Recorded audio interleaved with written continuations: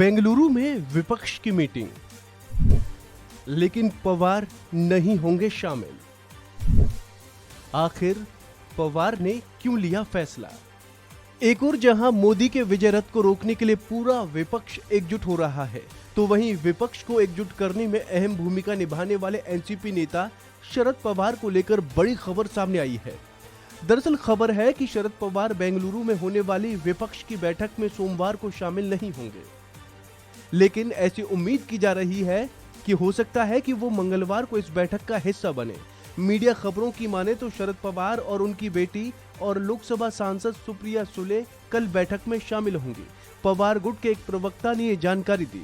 वहीं आम आदमी पार्टी के नेता राघव चड्ढा ने भी अपने बयान में जानकारी देते हुए बताया कि शरद पवार मंगलवार को बैठक में शामिल होंगे। नहीं, शरद पवार जी कल आ रहे हैं बैठक में, जो जानकारी मिली है। आज महाराष्ट्र सरकार का मॉनसून सत्र शुरू हो रहा है, तो आज उनकी अपने विधायकों से वहां बैठक है। उसके बाद वो जरूर कल शामिल होंगे। और मुझे लगता है कि नेताओं से भी बड़ी बात यह है कि लोग साथ आए, और लोग साथ आ रहे हैं।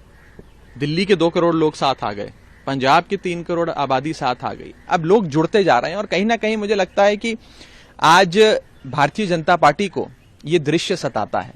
इसीलिए मैं कह रहा हूं, कल की जो गतिविधियां हैं वो ये साफ कर देती हैं। हालांकि 17 जुलाई को बेंगलुरु में हो रही विपक्ष की इस मीटिंग में शरद पवार क्यों शामिल नहीं हो रहे हैं, इसको लेकर अभी तक कुछ स्पष्ट नहीं है।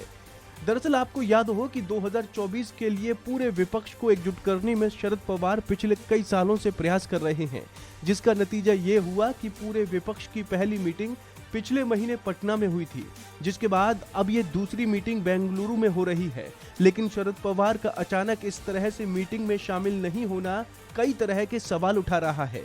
सवाल इसलिए भी उठ रहा है कि हाल ही में जो कुछ भी एनसीपी में हुआ वो सबने देखा।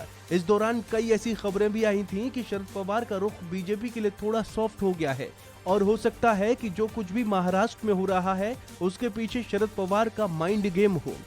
लेकिन इस बीच रविवार को जो कुछ भी हुआ उसने सबको हैरान कर दिया। दरअसल हाल ही में एनसीपी में टूट का कारण बने अजित पवार शरद पवार के घर पहुंचे। खास बात ये थी कि इस दौरान वो 8 विधायक भी शामिल थे, जो अभी हाल ही में मंत्री बने हैं। वहीं इस बैठक के बाद अजित पवार खेमे के नेता प्रफुल्ल पटेल ने कहा कि आज हम सब हमारे नेता शरद पवार से मिलने आए हैं। हमने मिलने के लिए कोई समय नहीं मांगा था, हम शरद पवार से आशीर्वाद लेने आए थे। हमने उन्हें बताया कि हमारी इच्छा है कि पार्टी एक साथ रहे और मजबूती से काम करे। हालांकि शरद पवार ने इस पर कोई प्रतिक्रिया नहीं दी। श्री अजित पवार साहब के बंगले पर बैठे थे, तो जैसे ही हमें समझा कि यहाँ पर साहब बैठे हैं, तो हम सब लोग यहाँ पर बिना पवार साहब को सूचित किए हुए यहाँ पहुंचे।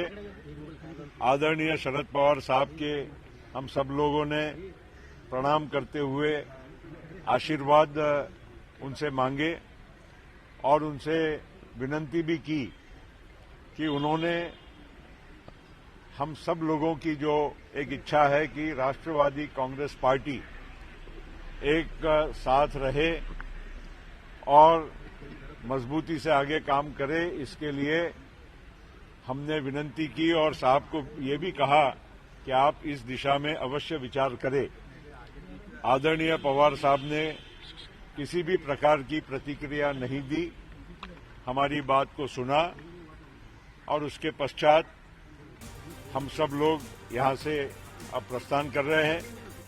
हालांकि शरद पवार गुट के नेता जयंत पाटिल ने बताया था कि हम सरकार में नहीं हैं, कुछ लोग दूसरी तरफ चले गए हैं और उन्होंने सरकार का समर्थन किया है, लेकिन हमने सरकार का समर्थन नहीं किया है। हमारी पार्टी में विभाजन हो गया है। शरद पवार के नेतृत्व में काम करने वाले हम सभी लोग विधानसभा में शिवसेना और कांग्रेस के साथ बैठेंगे।